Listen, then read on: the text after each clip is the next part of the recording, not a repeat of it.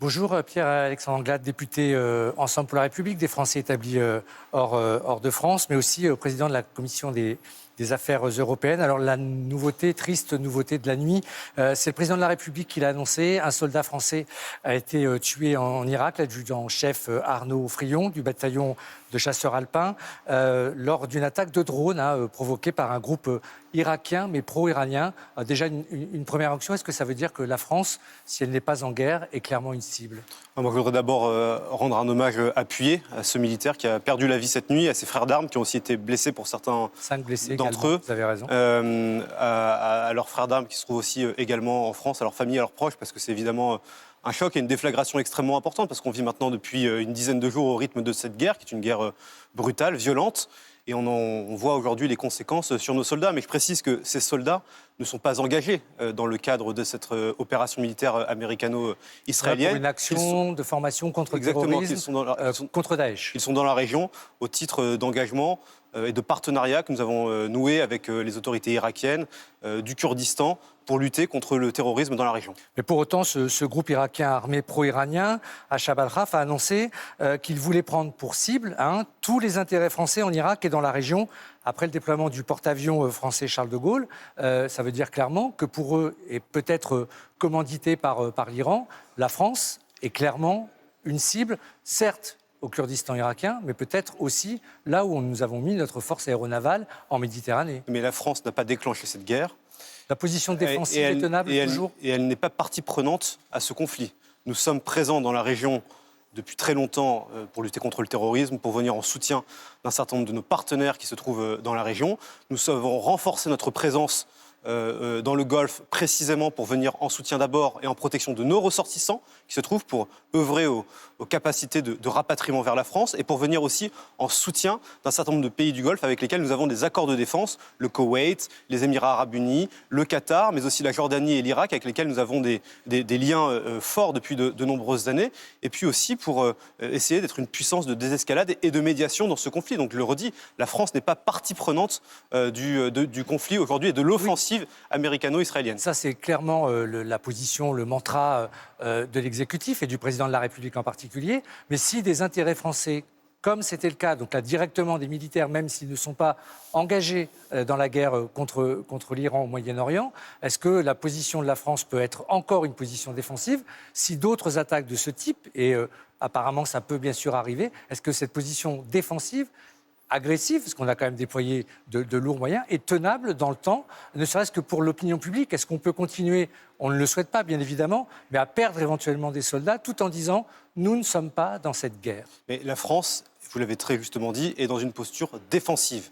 Elle protège les siens, défendre les intérêts, elle protège les siens, nos militaires, nos bases militaires, et elle vient, et nos ressortissants qui sont sur place, et elle vient en soutien de nos partenaires dans la région. En aucune manière, nous sommes dans une position offensive où nous ne participons à ce conflit tout simplement parce que nous respectons le droit international. On ne vit pas un tournant là ? Et que cette opération américano-israélienne, on en pense ce que l'on veut, mais elle se fait en dehors du cadre du droit international. Et la France respecte et agit toujours dans le cadre international. Et donc, pour cette raison-là, la posture défensive qui est celle de la France, qui n'est pas une posture de naïveté ou de faiblesse, mais qui est une posture également forte, puisque nous sommes le seul pays européen à être de manière aussi clairement affirmée dans la région, et là pour être en soutien de nos hommes sur le terrain et de nos partenaires.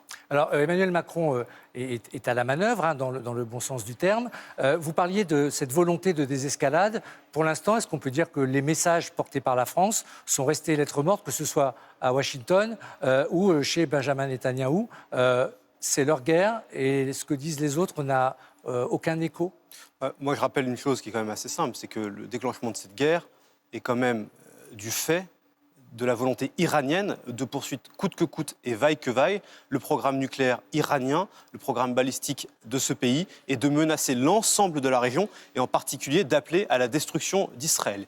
Il y a eu la réaction des Américains et des Israéliens qui se placent de fait en dehors du droit international, mais qui vient répondre à une menace directe portée par l'Iran. Et donc dans ce contexte-là, moi je crois que la France a raison d'œuvrer le plus possible pour essayer de faire en sorte de faire baisser la tension. Pour le moment, voyons bien que nous sommes dans une sorte d'embrasement et que chaque jour nous montre que l'intensité de ce conflit augmente. Nous avons malheureusement des soldats qui ont été touchés hier et nous voyons bien que les Iraniens ont fait le choix d'une forme de fuite en avant en essayant d'embraser l'ensemble de la région, peut-être pour exercer une forme de pression sur les Américains pour que la guerre puisse s'arrêter. Et puis ensuite, vous parliez de ce qui peut se passer au Liban. Moi, je voudrais rappeler une chose assez simple sur le Liban. Le Hezbollah a commis une lourde faute en attaquant Israël. Mais Israël commet aussi une lourde faute en voulant envahir, en tout cas le sud du Liban, et générer des centaines de milliers de déplacés dans le pays. Moi, je considère qu'on ne combat pas le Hezbollah, on ne l'éradique pas en s'en prenant directement à l'État libanais. Il faut renforcer l'État libanais pour être sûr que ce pays puisse se débarrasser une bonne fois pour toutes du Hezbollah. Vous faisiez partie mercredi, de la délégation qui a été reçue par le Premier ministre pour expliquer le conflit, pour donner un certain nombre d'informations dont certaines étaient confidentielles puisque les portables étaient confisqués à l'entrée. Qu'est-ce que vous retenez du message du Premier ministre, qui est le message de la France à la représentation nationale? Il y avait les partis politiques, mais aussi les groupes à l'Assemblée et au Sénat. Le message, c'est quoi? Faisons bloc.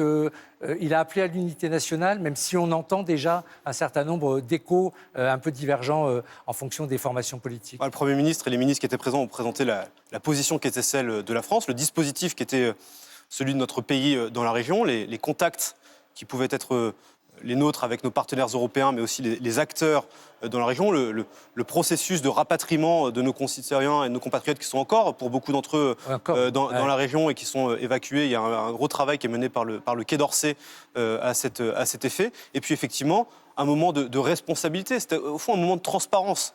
C'est de mettre au même niveau l'ensemble des responsables politiques de ce pays, du Rassemblement national à la France insoumise, en passant par les différents partis qui composent l'Assemblée nationale, pour être sûr que tout le monde ait le bon niveau d'information et pour effectivement essayer de faire bloc. Et moi, je crois que dans ce moment, il faut évidemment éviter les déclarations à l'emporte-pièce qui peuvent parfois être celles des uns et des autres, parce que la situation est grave et elle est sérieuse. Vous n'avez pas senti un moment de bascule dans le discours du Premier ministre? On est toujours sur la position qu'on évoque depuis le début de cet entretien, d'une position défensive, je dirais ardemment défendue. Oui. Mais ce qui s'est passé cette nuit nous rappelle la réalité et la brutalité de ce conflit. Parce que pour nous, ça pourrait paraître parfois un peu lointain. Nous ne sommes pas en guerre, mais c'est la guerre. Ça suscite beaucoup d'inquiétudes avec juste titre, mais nous ne sommes pas effectivement directement impliqués. Ce qui s'est passé cette nuit vient rappeler à nos compatriotes que toute la brutalité de ce conflit et les conséquences que cela pourrait emporter. Il y aura un débat à l'Assemblée nationale, sans doute, lorsque vous aurez repris une activité normale, j'allais dire, après les municipales. C'est important, nécessaire, ou c'est juste le respect de la Constitution de s'exprimer devant la représentation nationale?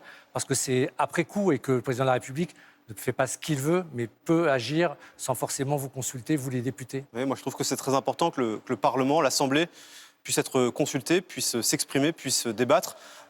Parlement, l'Assemblée nationale est un très beau Parlement, mais les questions européennes et internationales sont souvent un peu de côté.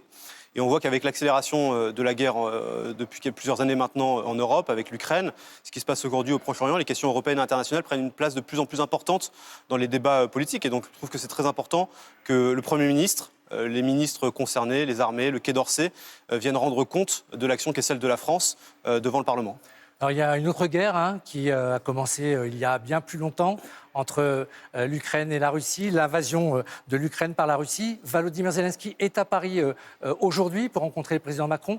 Vous étiez en Ukraine il y a peu de temps. Il vient dire quoi, Volodymyr Zelensky? N'oubliez pas qu'il y a toujours la guerre en Ukraine.